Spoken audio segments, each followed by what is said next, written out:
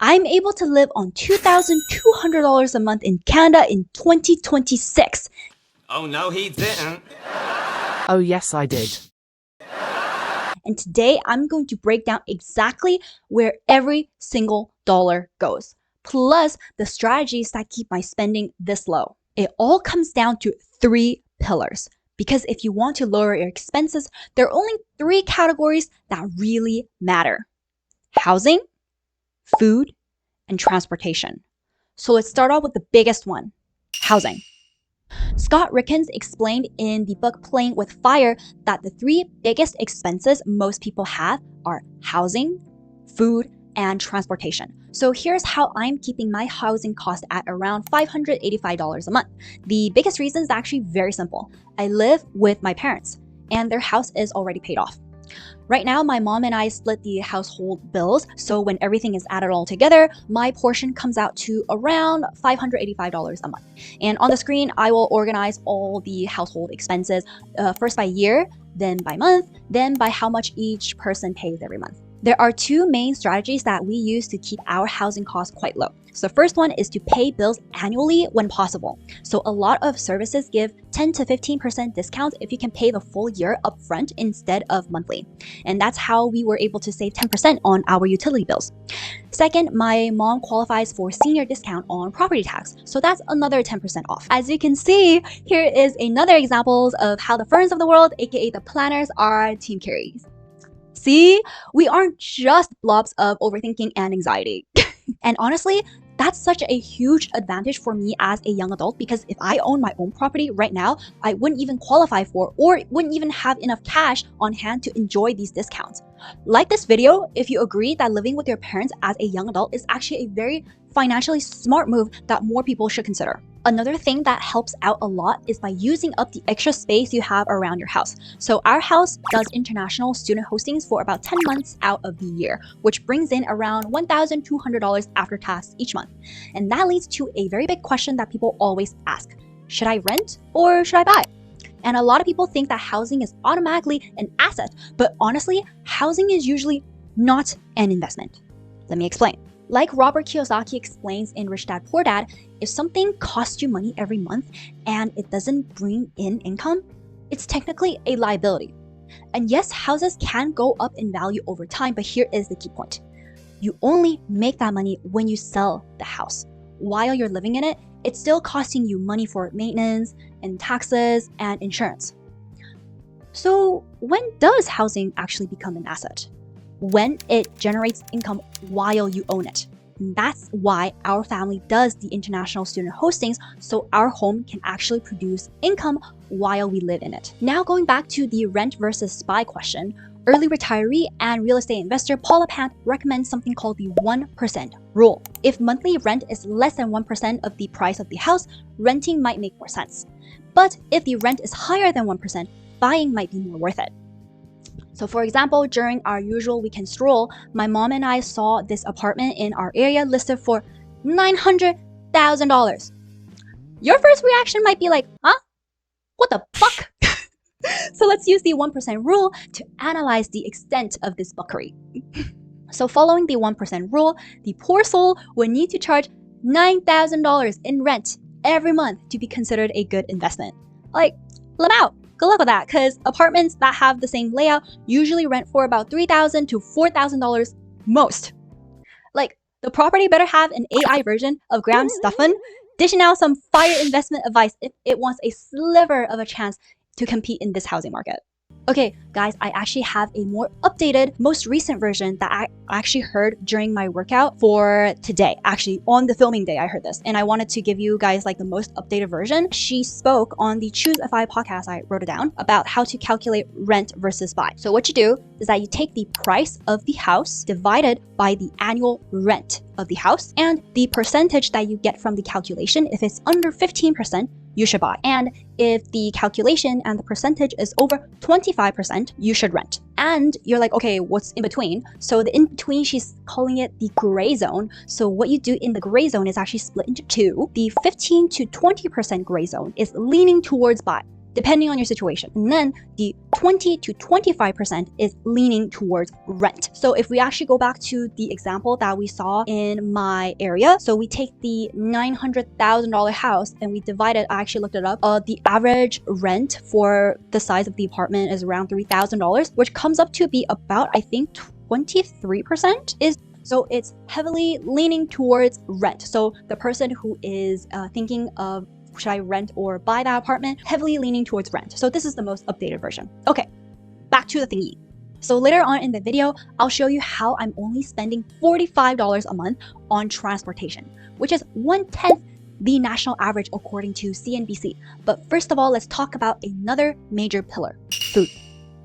Our monthly food budget costs me around $600 a month, and there are 5 main strategies that we use. First of all, we stick to a list of 20 groceries that we buy regularly, and we divide them into 3 sections based on science, and it's the Canadian Eat Well Guide if you're curious.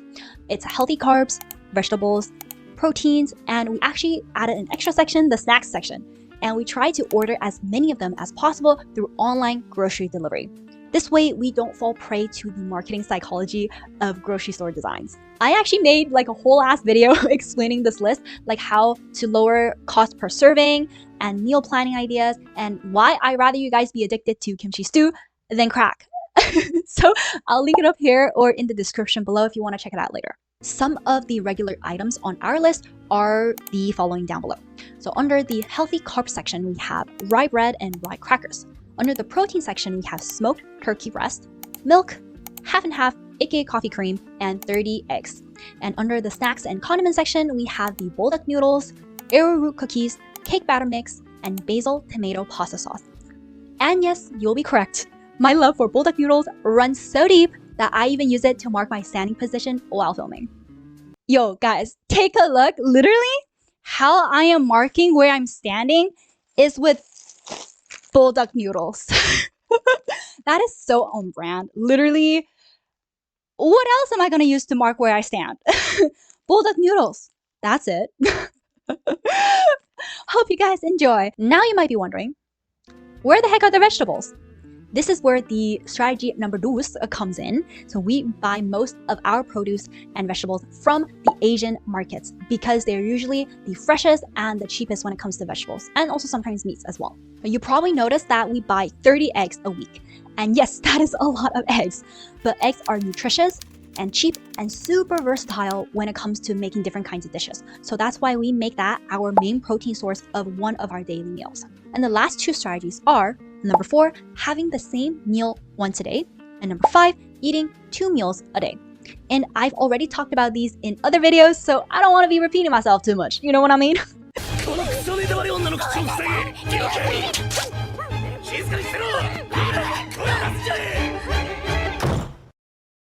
But those 2 systems alone make food spending way easier to control.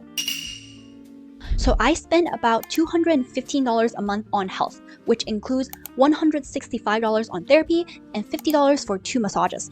And the tip that I use to get high quality massages for $25 an hour is by using university student services. So Google whatever service you want and see if there are any colleges offering these services at a discounted price. I currently don't have health insurance, so I'm paying these out of pocket. But you know what? Overall, I'm pretty healthy, so my healthcare costs are relatively low. And also, subscribe if you want more content to help you retire in your 30s and 40s. Because you know what? Keeping your expenses low is a big component to early retirement. So before we get on to the last pillar, there's something really important that I want to explain. So there's a lot of people that ask me how I was able to be comfortable enough to pursue YouTube full-time at 25, even though I have not reached financial independence yet. Like, not even close. But that is because I have a backup plan. Like, I ain't trying to be the 10th person out here on the internet making a video titled, I quit my job at 30 with no backup plan. Like, you think my poor, overthinking little birdie heart would be able to handle that? No! So the only reason why my anxiety-prone self said okay to this journey is because I have a solid backup plan. Like right now, I still maintain all of my dental hygiene licenses, my association fees, and also my continuing education credits. And I set aside about $120 a month for this. This way, just in case YouTube doesn't sustain me by August 2027, I can always go back working as a dental hygienist. So yeah, consider subscribing and supporting your girl's dream of helping young adults all around the world reaching financial independence in their 30s or 40s. But you know what? Life can't be all whir and no fun, because that's literally a guaranteed way to burn out. So I spend around $400 a month on fun stuff. That includes snacks, going out with friends, skincare like my sunscreen, you know I love my sunscreen, my retinol, my vitamin C serum, my moisturizer, and you know what? Sometimes just random things I want. Like, did I need another chessboard when I already have one? No, but I wanted a even more portable one to bring to my friend's house. So here we are. All right, here is the last pillar, transportation. I spend about $45 a month on transportation because instead of owning a house, our household relies on public buses, trains, and walking.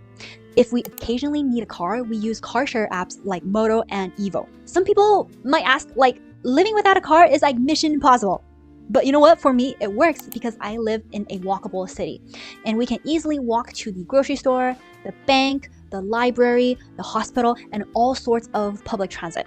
And yes, you are correct. Walkable areas can be more expensive to live in, but that's exactly why lowering housing and food costs earlier in this video is so important. So here are all my expenses listed in a single chart. So feel free to take a screenshot or pause the video if you want to.